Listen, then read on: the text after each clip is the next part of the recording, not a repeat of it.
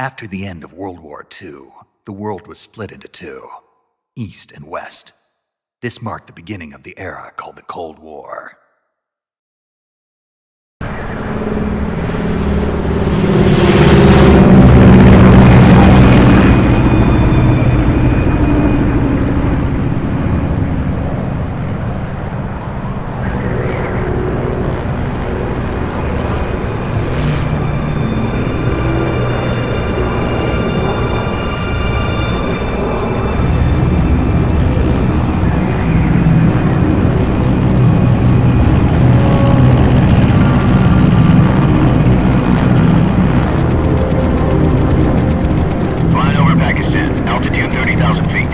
Approaching Soviet airspace.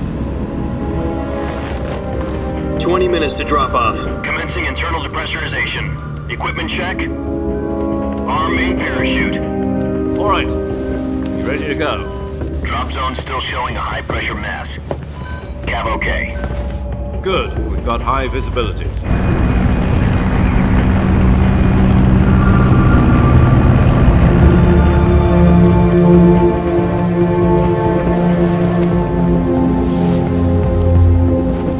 Put out that cigar. Connecting oxygen hose to interior connector. Put on your mask.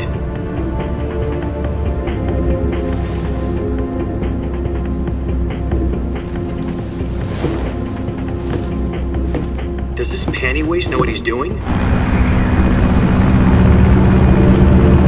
Approaching release point. 10 minutes to drop off. Hey, are you deaf? He said put out the cigar and put on your mask.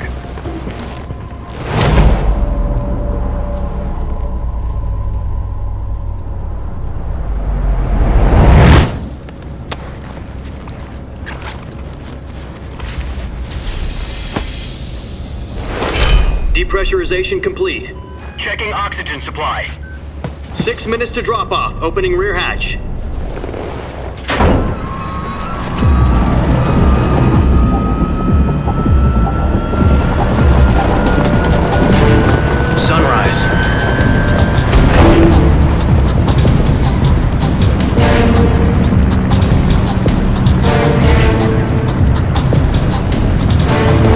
Temperature minus 46 degrees Celsius.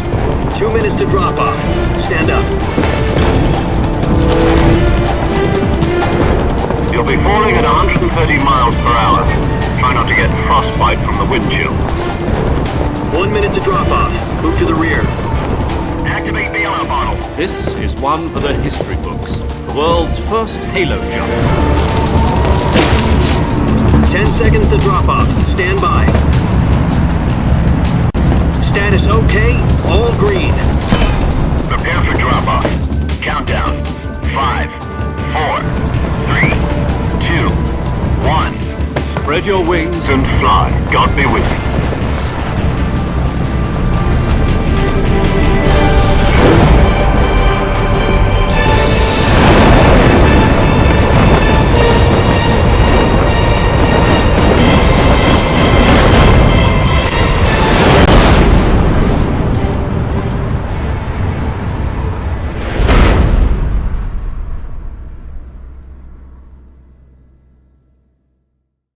Jack, I've got some important news. The head of the CIA has finally given us the green light for the virtuous mission. Virtual mission? No, the virtuous mission. The future of our Fox unit depends on it. If it succeeds, we'll be officially organized into a unit. Virtuous mission? Sounds like some kind of initiation ritual. You know, don't get cocky. This isn't a training op. Right. So what exactly is this wonderful mission? Well, about 2 years ago, a certain Soviet scientist requested asylum in the West through one of our moles. His name is Nikolai Stepanovich Sokolov. He's head of the OKB-754 Design Bureau, one of the Soviets' top-secret weapon research facilities, and the East's foremost expert on weapons development. Sokolov? Isn't he that famous rocket scientist? The very same. On April the 12th, 1961, the Soviets achieved the first manned spaceflight in history. The Earth was blue, but there was no God. Well spoken. The rocket that carried Yuri Gagarin into orbit was the A-1, known as the Vostok rocket. Sokolov is said to be the man most responsible for the multi-engine cluster used in that rocket. After Gagarin's flight, Sokolov left rocket development to become the head of the newly established design bureau. From a lowly technician to head of a design bureau, that's quite a success story, so why do you want to defect? It seems he'd become afraid of his own creations. Afraid? Call it a crisis of conscience. And for that, he left his country and his family behind and went over the fence? Not exactly. One of his conditions was that his family was also to be taken safely to the west. We used a mole to get the family out first and succeeded in sneaking Sokolov over the Berlin Wall shortly afterwards. I was the one who conducted the operation. The security on the eastern side was still full of holes back then. Then what? We got Sokolov over in one piece, but the whole ordeal had left him exhausted, and we checked him into a hospital in West Berlin. It took him 2 weeks and more than 600 miles to get from the research facility in the Soviet Union to Berlin. He was in no condition to say anything coherent. And it was only a week later that we had something much bigger on our hands. The Cuban Missile Crisis. October the 16th, 1962, President Kennedy received word that the Soviets were in the process of deploying intermediate-range ballistic missiles in Cuba. The President demanded that the Soviets dismantle and remove the missiles. At the same time, he announced a naval blockade to prevent further missile shipments from reaching Cuba. But the Soviets didn't back down, instead placing their armed forces on secondary alert. Soviet transport ships carrying missiles continued on course towards Cuba. US and Soviet forces went on alert for an all-out nuclear war. Frantic negotiations were conducted through the UN's Emergency Security Council and unofficial channels to end the hair-trigger standoff. Finally, on October the 28th, the Soviet Union agreed to remove its missiles from Cuba, and so the world avoided a nuclear holocaust. But in order to get the Soviets to pull their missiles out, we had to make a deal. You mean the one where the US agreed to remove its IRBMs from Turkey? No. The Jupiter IRBMs deployed in Turkey were obsolete, and we were going to get rid of them anyway. They had no strategic value whatsoever to either the US or the Russians. The Turkey deal was a ruse, a cover story that was fed to the other intelligence agencies around the world. So what did the Russians really want? Sokolov. They wanted us to return Sokolov. You mean the Soviets pulled out of Cuba just to get their hands on Sokolov? That's right. What the hell was he working on? At the time, we had no idea. We were running out of time. It was either give up Sokolov or risk full-scale nuclear war. In the end, we had no choice. President Kennedy gave in to Khrushchev's demand. The next day, I got Sokolov out of the hospital, handing him over to agents on the eastern side. Sokolov kept on screaming, "Save me," until he disappeared from my sight. Then a month ago, we received some new information from one of our moles. About Sokolov? Yes. He was taken back to the research facility and forced to continue working on the weapon in question under KGB supervision. What's more, it's on the verge of completion. So what kind of weapon is it? Something to do with space rockets? No, missiles. Same technology. I guess you're right. We don't know the details, but it appears to be a new kind of nuclear device. For half a year now, the Soviets have been conducting frequent nuclear tests at Semipalatinsk. Something to do with the weapon, I assume. We're talking about a secret weapon so big that Khrushchev was ready to pull out of Cuba to get it back. Is Sokolov still in the facility? No. According to our intelligence, he's in Selinoyarsk, a place in the mountains about 3 miles to the west that's known as the Virgin Cliffs. The Virgin Cliffs. Nice name for a virtuous mission. They moved him there just recently. Why? Apparently, they're conducting a field test of the weapon, but it's our best chance to get him back. This mission would never have been possible if he was still in the research facility. This is our last chance. Sokolov must have known that too when he contacted us.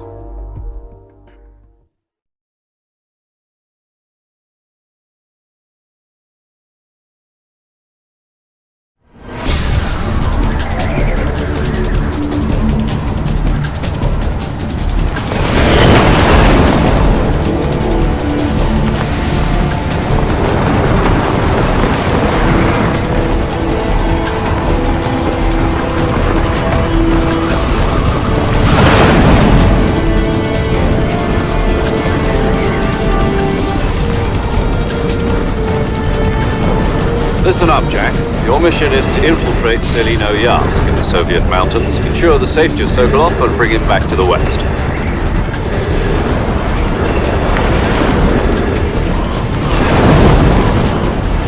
If we don't get Sokolov back before that weapon is complete, we'll be facing a major crisis. The clock is ticking.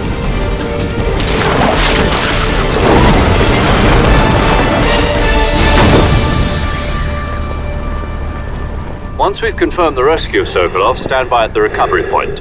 A recovery balloon will be dropped at that point. Helium will be pumped into the balloon to inflate it. The process takes about 20 minutes. Once it's complete, the gunship's arm will latch onto the balloon and pull it up. The Fulton surface-to-air recovery system. I'm familiar with the theory. Take it easy. It's been combat-proven. Do you think Sokolov is up to it? The shock will be less than during a parachute jump, and the arm can handle up to 500 pounds. So you're planning on going over the border in a single combat Talon? She's equipped with two 6-barrel 20mm Vulcan cannons, as well as two 40mm machine guns. Sounds like she could hold her own against a battalion of tanks. Even with the fuel in the reserve tank, we're facing a 4-hour time limit. If all goes well, it shouldn't take more than a few hours. Home in time for dinner. But if anything goes wrong, you'll be eating dinner, breakfast, and all the rest of your meals in the jungle.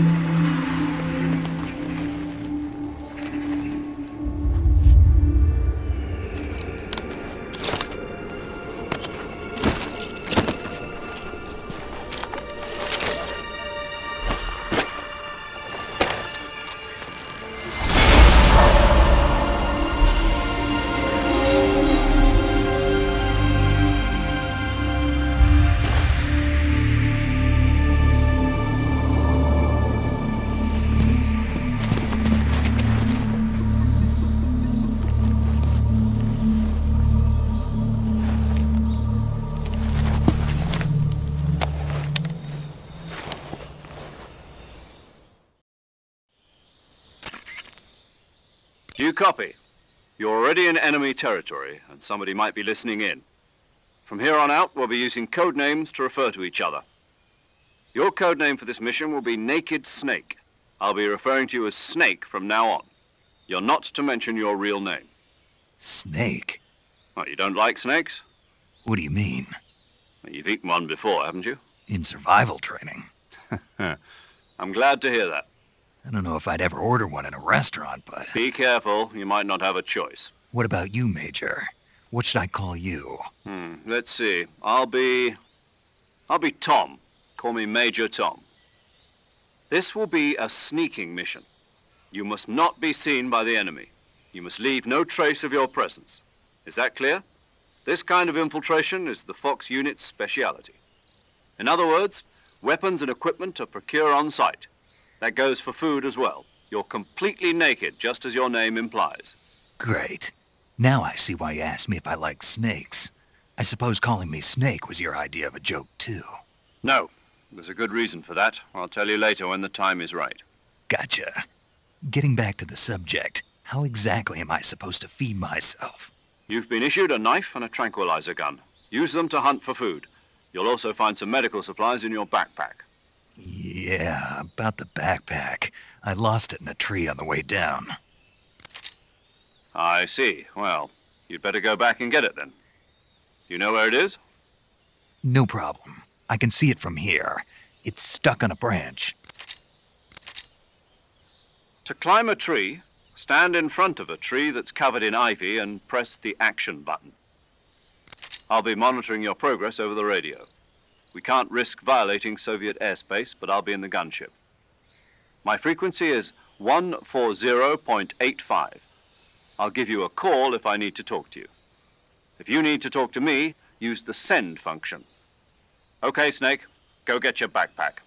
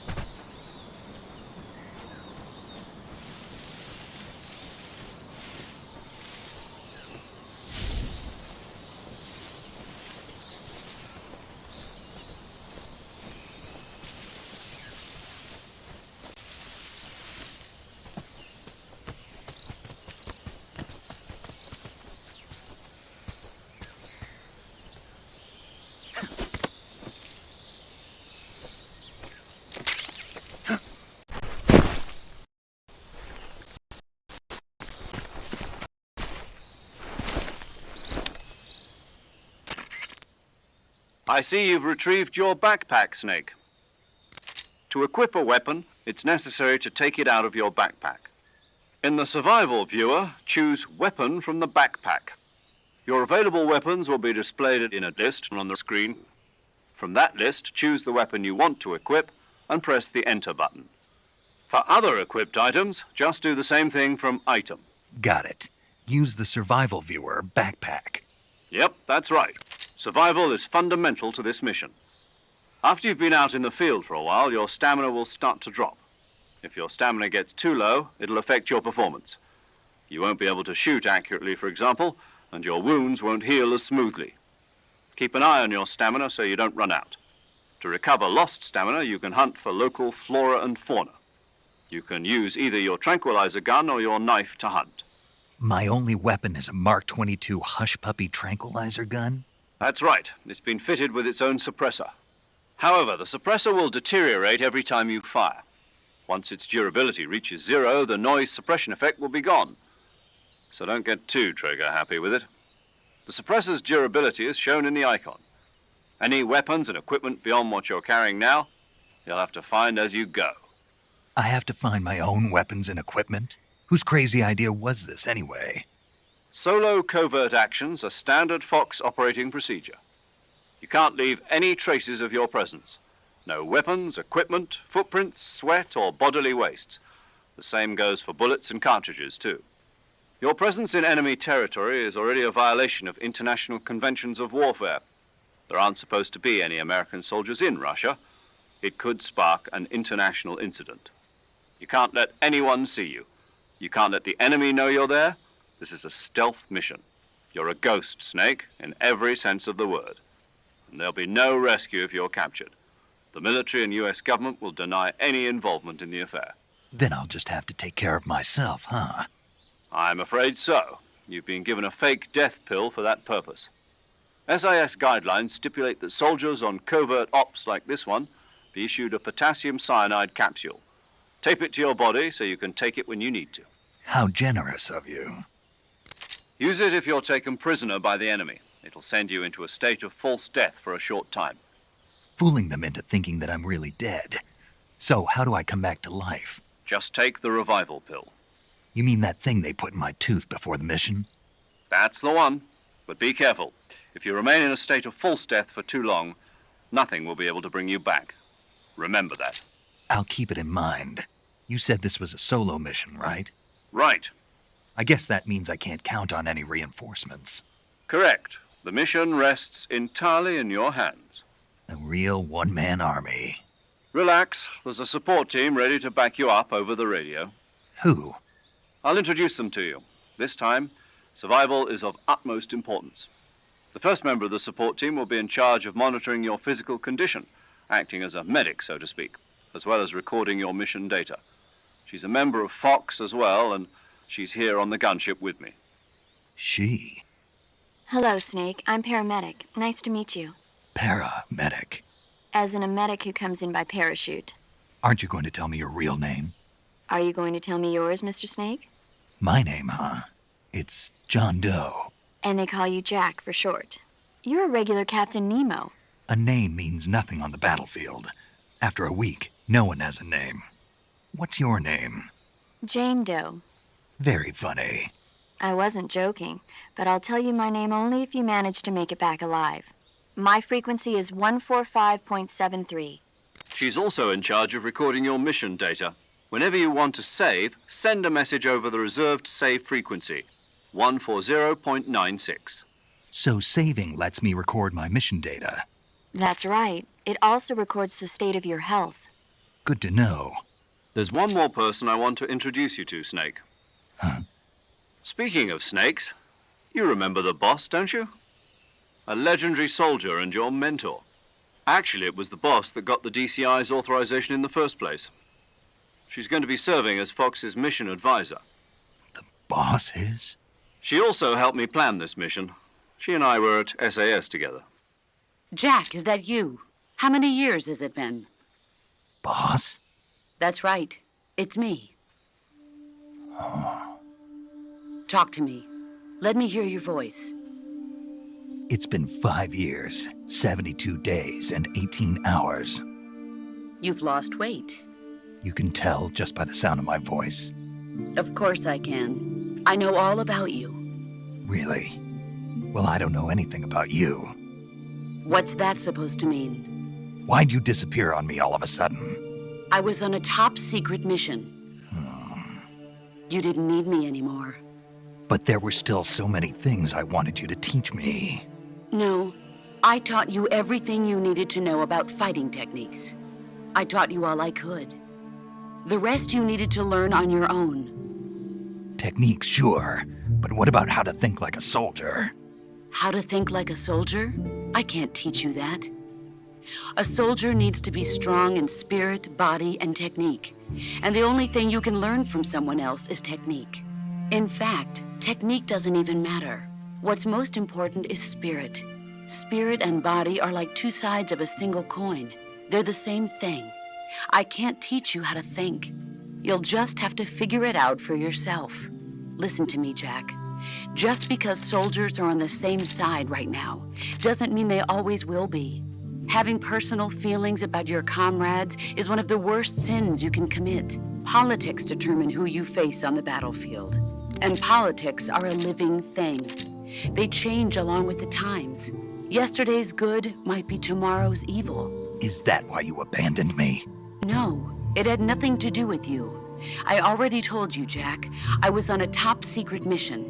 A soldier has to follow whatever orders he's given. It's not his place to question why. But you're looking for a reason to fight. You're a natural-born fighter, but you're not quite a soldier. A soldier is a political tool, nothing more. That's doubly true if he's a career soldier. Right and wrong have no place in his mission.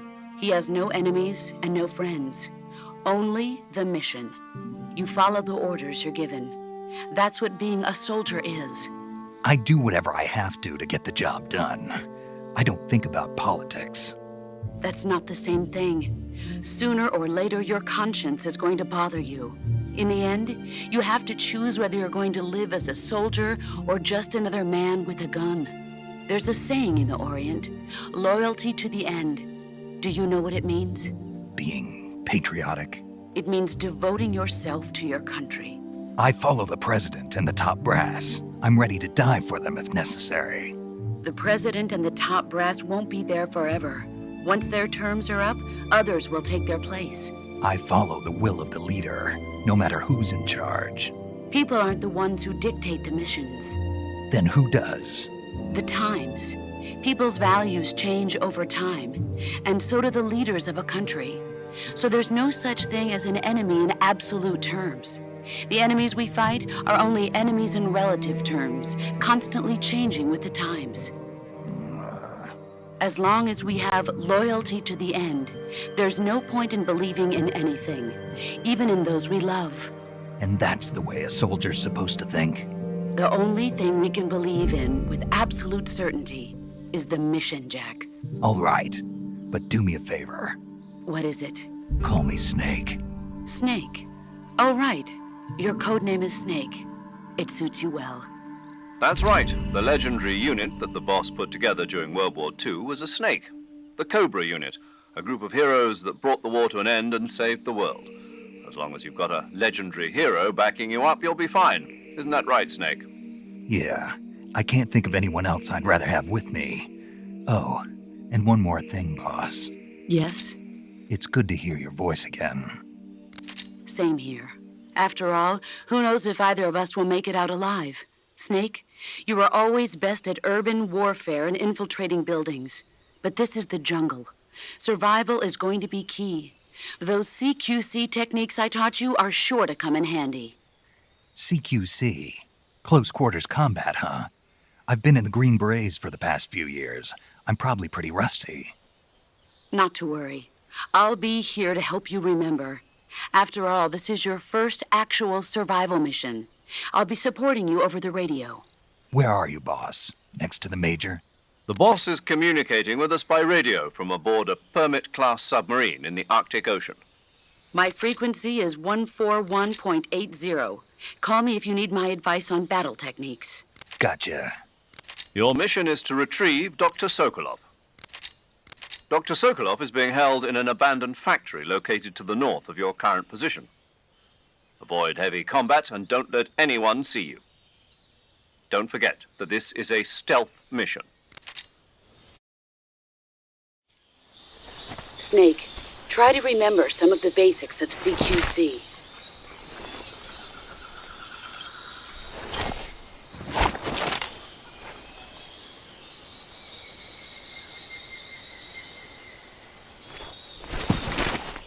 Commencing virtuous mission now.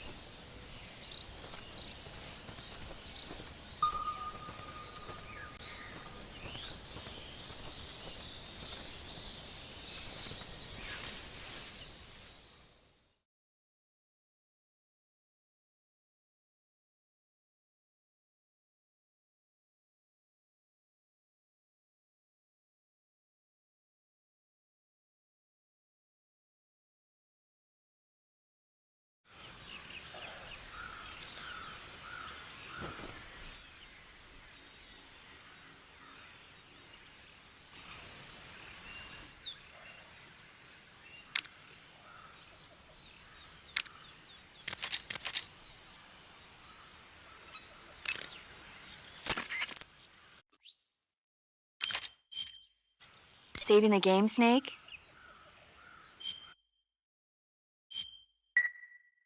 Hey, Snake, you ever heard of Godzilla King of Monsters? No, what is it? It's a movie. You haven't seen it? Nope. It's about this Nuclear. doctor that I recommend seeing it. You, Of course. you sure? I don't. Not real. Okay. When the it's always that No. that.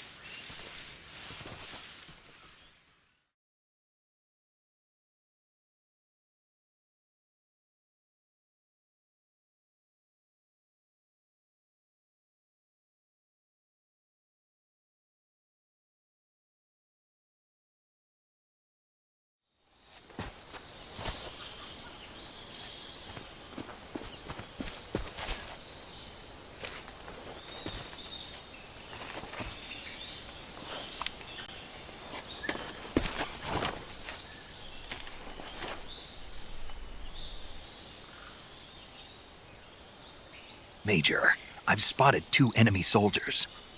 They're probably KGB troops sent to guard Sokolov. AK-47s and grenades.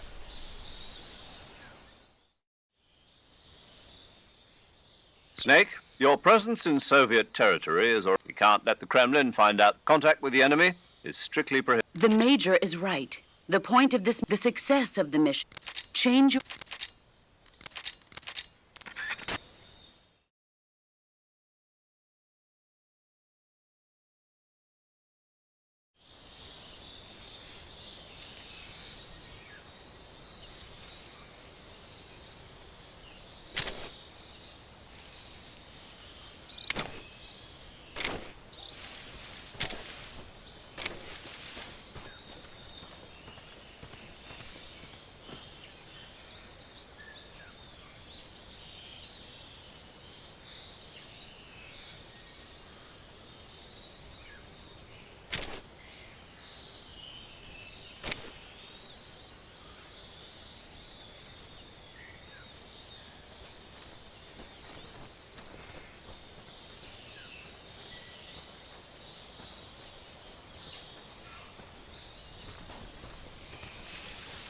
What the...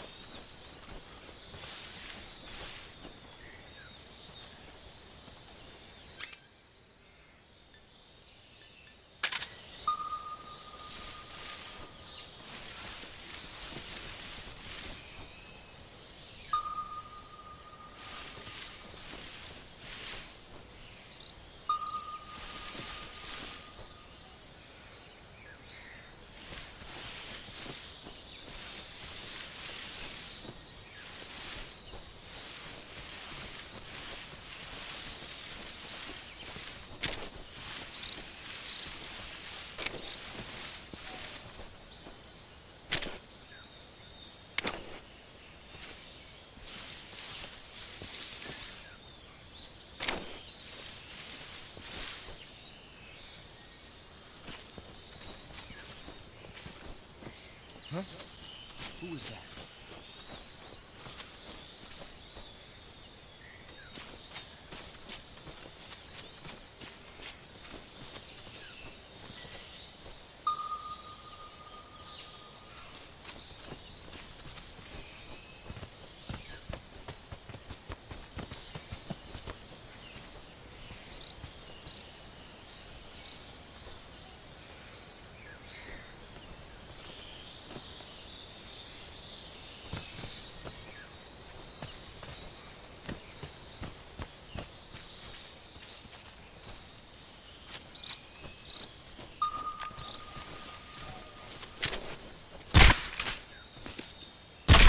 Who's that?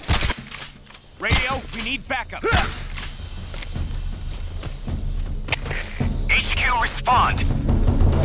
This is HQ. Patrol here. Enemy sighted. Requesting backup. Acknowledge. Sending reinforcements.